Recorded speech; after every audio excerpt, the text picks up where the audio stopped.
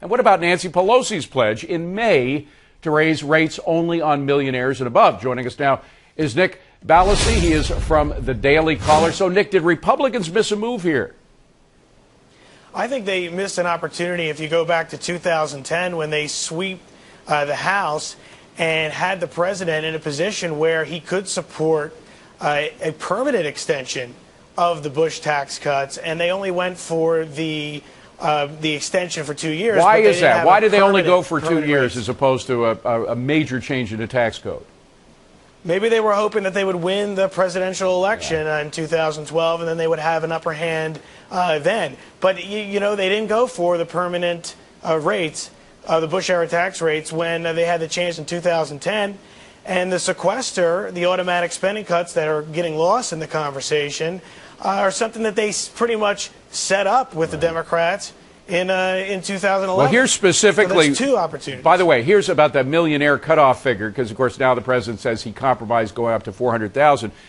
Here's what Pelosi said in May of 2012 to Speaker John Boehner. Democrats believe the tax cuts for those earning over $1 million a year should expire, and that we should use the resulting revenues to pay down the deficit. Has anybody called her on that and said, hey, look, you were for only raising rates for millionaires and above before, now you're into the $400,000 level?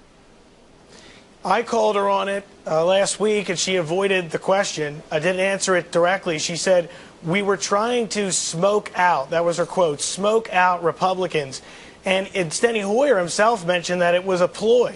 So I think they were trying to get Republicans to agree to the millionaire tax increase and then see how far they'll move even more. So again, it's politics, David. Yeah. By the way, that millionaire tax, I mean, it would only, it would basically raise money to cover 8 days of government spending. But, David and I and Adam, we've had the letter from Nancy Pelosi. Do you really believe that it was a ploy to smoke out the Republicans? Because Nancy Pelosi, in her letter, is equating millionaires to big oil, special interests, and corporations. And why doesn't the GOP capitalize on that they really want middle-class tax hikes when they're talking about raising taxes on the 250,000-plus crowd? Well, I think Speaker Boehner and the Republicans in the House would be able to get some Democrat support for the millionaire tax increase, which I don't think they did enough of, and they had to call off that vote, as we all know, on that plan. But some Democrats would support something like that. But we're talking here about the leadership, Minority Leader Pelosi, and she, because now it's Republicans proposing it. Now they seem to be backing away, but they might be able to get some more conservative-leaning Democrats or moderate Democrats to support something like that.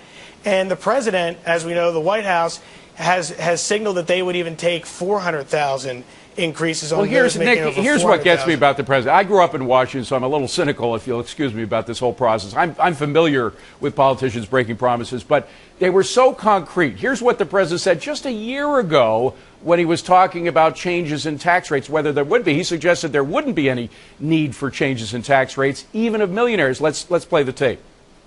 What we said was give us $1.2 trillion in additional revenues, which could be accomplished without hiking tax rates, but could simply be accomplished by eliminating loopholes, eliminating some deductions, and engaging in a tax reform process that could have lowered rates generally while broadening the base. All right. Now, that was in July of 2011. Then a couple of months later, he came out with his budget saying the tax system should be simplified and work for all Americans with lower individual and corporate rates and fewer brackets. So, I mean, the president has come out time and again saying that we shouldn't raise any kind of rates. Is anybody calling him on that? Well, a lot of Republicans are wondering what's different now. We still have a sluggish economy. Why the change in position? But the president was out on the campaign trail time and time again saying individuals or families, specifically making over $250,000 a year, should get tax increases. So he's sticking to that position. But like I mentioned before, the White House seems to be signaling that they would move in the direction of 400,000, those making over 400,000 increases there, which may be something that Congress could agree on and get through.